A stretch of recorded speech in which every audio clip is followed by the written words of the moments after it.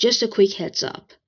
While this podcast dives into real crime stories and touches on psychological aspects, we're not licensed psychologists or mental health professionals. All insights shared are based on research, public sources, and personal interpretation meant for educational purposes only. So please take them with a grain of curiosity, not clinical advice.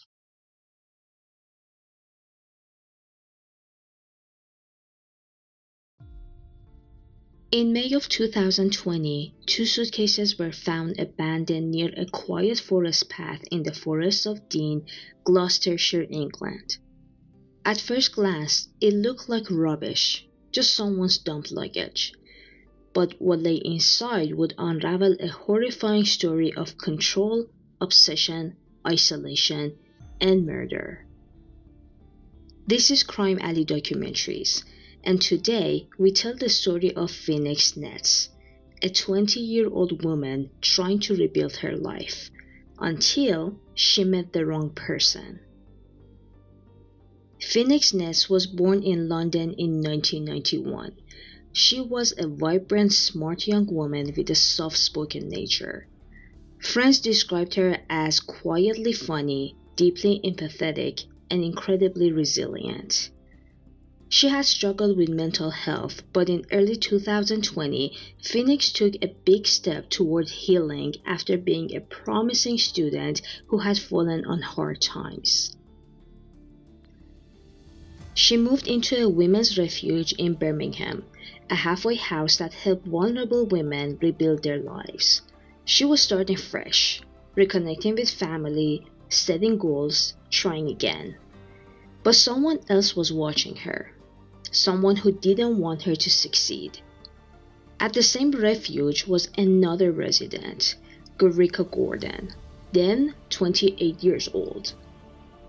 On paper, she seemed similar to Phoenix, troubled past, searching for support.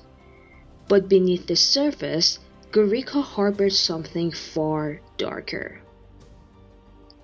The two women shared the same roof, and at first they seemed to get along, but Phoenix soon began to feel smothered.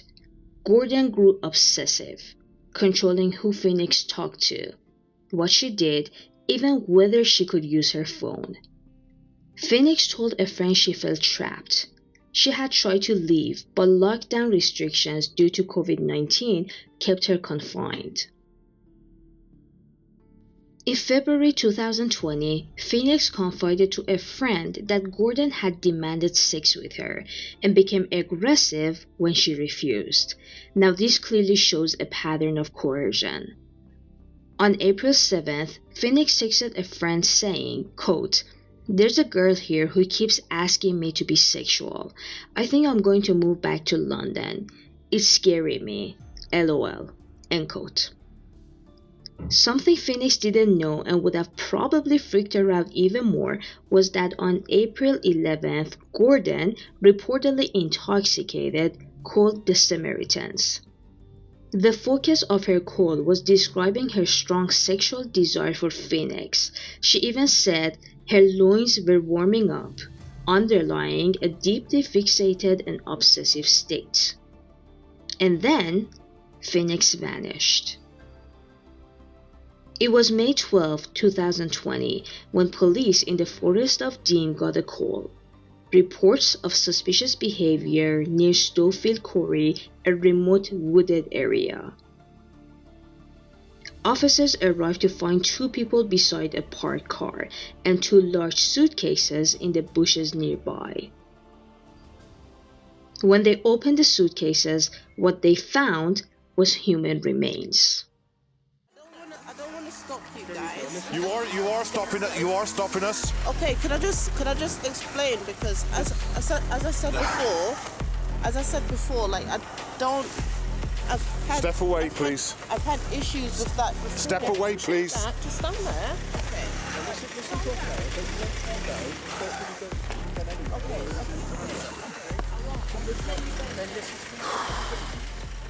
What the? The body had been dismembered. It was in pieces, wrapped, stored, cleaned, transported. This was not panic, this was calculation. One of the people at the scene was arrested immediately, and that was none other than Gorica Gordon. At the scene, she reportedly said, quote, "Sorry guys, I didn't want you to see that." End quote.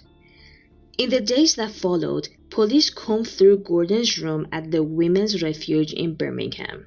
What they found read like the checklist of a killer.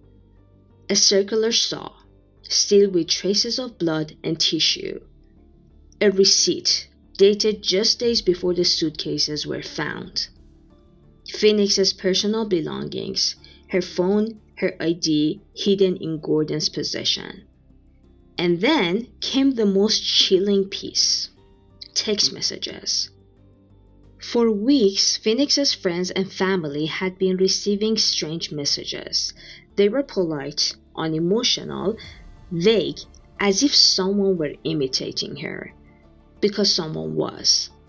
Gordon had taken over Phoenix's phone, pretending she was still alive, to buy herself time to dispose of the body. We may never fully understand what drove Gordon to murder Phoenix next, but what we do know is that it wasn't a crime of passion. It was cold, planned, and cruel. Authorities believe Gordon tried to manipulate Phoenix emotionally, perhaps even romantically, and when Phoenix resisted, things escalated.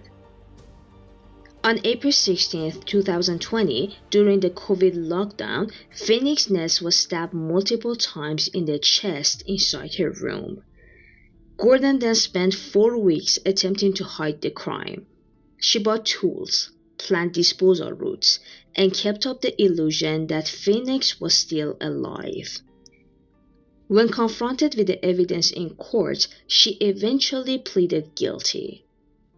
In April 2021, Gorica Gordon was sentenced to life in prison with a minimum of 23.5 years. Judge Garnham called it a savage and sustained attack driven by obsession and jealousy. Phoenix's family, devastated, issued a short statement. Quote, "She was loved dearly. Her life was stolen, and her voice was silenced. We want her to be remembered for the woman she was, not the horror of her death." End quote. But what makes someone isolate, impersonate, and dismember another human being? What drives that kind of control? And how can a place of safety, like a women's refuge, turn into a psychological trap? Let's take a closer look at the mind behind the murder. Psychologists often look at patterns of behavior to understand motive. In the case of Gorica Gordon, her actions in the weeks before and after the murder paint a chilling profile. Manipulative charm. She convinced those around her that she was harmless, even helpful. Emotional instability. Her relationships became rapidly intense, obsessive. Control seeking. She isolated Phoenix, monitored her, and inserted herself into every part of her life. Deceitful planning. She impersonated Phoenix via text for nearly 4 weeks. Experts might classify this pattern as aligning with cluster B personality disorders, particularly traits associated with borderline personality disorder, also known as BPD, intense fear of abandonment, identity disturbance, unstable interpersonal relationships. Narcissistic traits, a sense of entitlement and desire to dominate another's identity. Antisocial tendencies, deception, lack of remorse, disregard for consequences. That doesn't mean Gordon had a formal diagnosis, but it does tell us something about her internal world. Emotionally chaotic, identity fractured, and control obsessed. Let's talk about coercive control, which many experts argue is the silent root of Phoenix's death. This form of abuse involves restricting access to friends and family, controlling finances, movement, or communication, gaslighting, distorting someone's sense of reality, guilt-tripping, and emotional manipulation. According to Dr. Evan Stark, who coined the term, coercive control is not just about being hurt, it's about being erased. As you know, Phoenix confided in friends before her death that she felt smothered by Gordon. She tried to leave but couldn't, partly due to the UK's COVID lockdown. That's the terrifying thing. Abuse flourishes in isolation, and in 2020, isolation became mandatory. After the murder, Gordon didn't flee. She didn't confess. She impersonated Phoenix. She sent texts to Phoenix's family, wrote in her voice, even claimed Phoenix had moved to London. That's not just deception. It's identity hijacking. Experts call this a post-homicidal fantasy of possession. It's seen in rare cases where the killer doesn't just kill, they try to become the victim.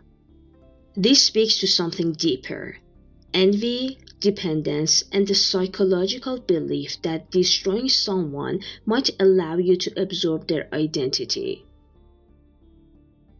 Dr. Elizabeth Yardley, a criminologist who studies women who kill, noted in similar cases that these perpetrators often feel, quote, deeply inadequate and latch onto stronger personalities to absorb their identity. When that bond is threatened, their entire sense of self collapses, and violence becomes the only way they feel in control again. End quote. That theory fits. Gordon wasn't just losing Phoenix, she was losing the illusion of becoming whole through Phoenix. So she silenced her, took her voice, took her phone, took her name. What happened to Phoenix wasn't a sudden eruption of violence. It was the slow boil of coercion, dependence, and psychological domination. Women like Phoenix often struggle to be believed when they say something feels wrong. But by the time the signs become visible, the damage is done. Phoenix was isolated in a refuge. She was vulnerable, and her attempts to reach out went unheard. Until it was too late. When we look at crimes like this, we often focus on the physical act, the murder, the dismemberment, the trial. But the violence started much earlier.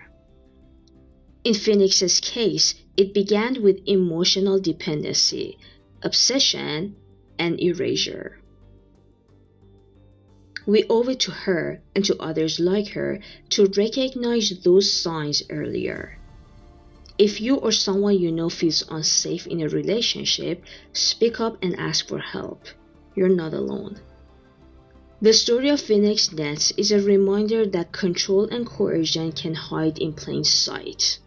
And in a world where isolation has become all too common, we must keep our eyes open for the Phoenixes still looking for a safe place to land. Thank you for listening to Crime Alley Documentaries. Until next time, stay aware, stay kind, and never stop asking questions.